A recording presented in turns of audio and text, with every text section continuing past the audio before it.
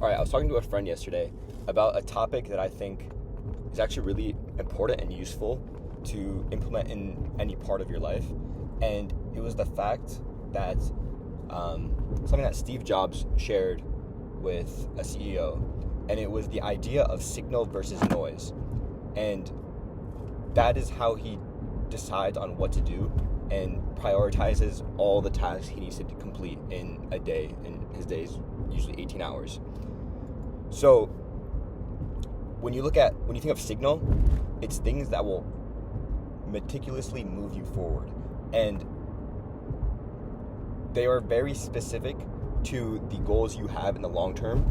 Although he emphasized, even though he's seen as a huge visionary and a long-term thinker, the importance of this is more important than thinking long-term.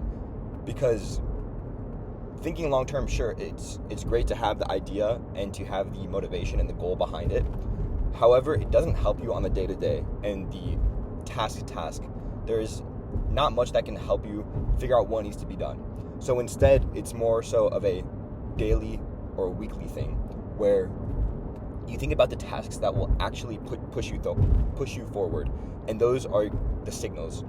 And now the noise is everything else, whether that's good distractions or bad distractions, whether that's family that's taking away from your business, or that's dealing with another business that's distracting you from the main one, or a passive income. So like if you own real estate and you have to fix something on your property and it's taking away time from your business, which is happening to me today, which is why I'm saying this. So his ideal was 80-20, 80 signal, 20 noise. And if he can accomplish that every day, 18 hours a day, that is where he found the most success, because it allowed him to spend 80% of his day truly focused on moving the company forward. And it's from everything from actually taking the actions to like the mind, the space in his mind is focused. Whereas the 20% of noise, it could have been being with family, being with friends, hanging out, doing things that just don't revolve around pushing it forward. Even doing things in the business that aren't actually helping you move forward. And when I'm saying business, I'm speaking for myself. This is really applicable anywhere. So if you are an employee and you have these tasks, focusing on that versus taking breaks or lunch breaks or even just doing work, but it being just useless work. Now, there's people out there like Elon Musk who are almost 100% signal all the time. And that's why they're socially awkward. Sometimes they're, I won't get into that, but they're like Elon Musk. Now, that takes a different type of person to be able to do that, and it's not common at all. What Steve Jobs was saying was that 80-20 is the perfect balance that he found, where it was enough not to go crazy or psychopathic, but it allowed you 80% of the time where you must be focused completely. And this is where he found the most success for himself. Now, it's probably and obviously different for any individual. So if that's something you think that doesn't work for you, figure out what does.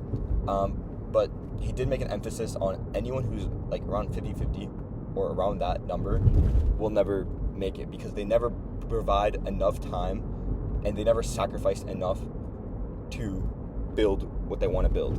And just through seeing how much of their time is spent wasted, you can extrapolate how much they truly care and how much they sacrifice for what they're building.